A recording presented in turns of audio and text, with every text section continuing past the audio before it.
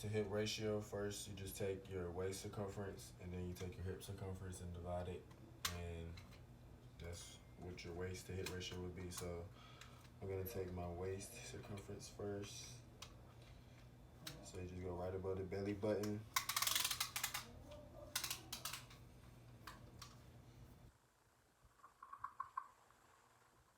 About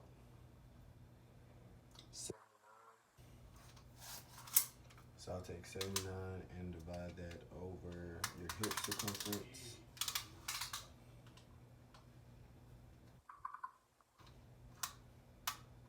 Which is about 85. So you do 79 divided by 85 centimeters, which is 0.92. And so that means 0.92 would be my waist to hip ratio. For anatomical position, you're gonna stand erect. You're gonna have your palms facing forward. You're gonna have your feet parallel, your fingers together. That's anatomical position. Okay, so for superior, that's closer to the head. So for example, your chest would be more superior than your hips. For inferior, that means close to the feet. So for example, your ankles are inferior to your knees or your patella. For anterior, that just means close to the front of the body. So for example, like your chest is anterior, your back or like your butt would be posterior. Medial just means toward the midline. So this is the midline of your body. This would be medial. And lateral means away from the midline. So that would be lateral movement. All right, so the cardinal planes, you're gonna do the sagittal plane first, which would be dividing the body into the right and left halves like this. For the frontal plane, you would be dividing the body into the anterior and posterior, which would be anterior would be the chest, abdomen, and like the back and the butt. For transverse, you'll be dividing the body into the top and bottom, superior and inferior, like this. Okay, so for the medial lateral axis, it's going to pass horizontally side to side, and it's perpendicular to the sagittal plane, which is originally like this. So that means the medial lateral axis would be like this. The anterior posterior runs horizontally front to back. So basically, it's perpendicular to the frontal plane, which would be like this. So it's going to basically cut through my body like this. That would be the anterior posterior axis. And then the superior inferior axis passes up and down, and it's perpendicular to the transverse plane, which divides the body superior inferior. So it's going to be like this, superior inferior axis. For the center of gravity or the center of mass, it's going to be the point that represents the average location of the center of mass, which is going to be about right here in the center of the body. So motions in the sagittal plane, first one would be flexion, which is just like this. This is flexion of the arm or the elbow. Extension of the elbow would be like this, and this would be hyperextension, bringing it all the way back. Dorsiflexion would be with your feet. So to dorsiflex, I'm gonna push up like this, and for plantar flexion, I'm gonna push down like I'm on a gas pedal. All right, so for motions in the frontal plane, you got abduction first, which is bringing away from the midline. So this would be an example of abduction, like this right here. Adduction will bring it towards the midline. So if I'm like this, I'm bringing it towards the midline. That's adduction. Elevation of the scapula. Okay, so for the transverse plane, your motions, you have rotation to the right, which would be like this, rotating to the right side of your body, and then rotating to the left, rotating your torso to the left side of your body. You have internal rotation, which would be like this, internal rotation, external rotation like this right here. Protraction would be moving your shoulders forward like this. You have retraction would be like this, like you're about to bench press or press something. Pronation would just be like this.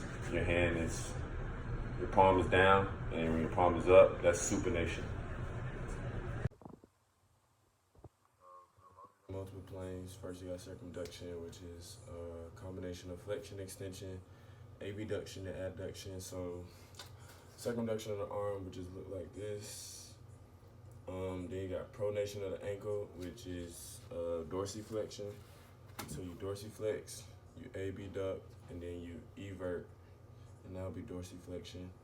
For supination, you will plantar flex first, and then you'll adduct, and then you'll invert, and that's supination of the ankle. Okay, so for a closed skill, what that means basically is that you're working under the same environmental conditions every time. So an example of that would be like throwing shot put discus, because the discus is going to be the same amount of weight every time. You're going to be the same amount of, the distance is going to be the same, and you're going to throw it the same way every time.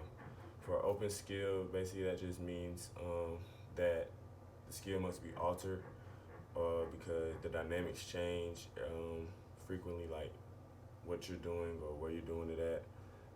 So an example of this would be like a football game, because you might have 10 yards to get to a first down, you might have 5 yards to get to a first down, you might be on the 20-yard line from the end zone,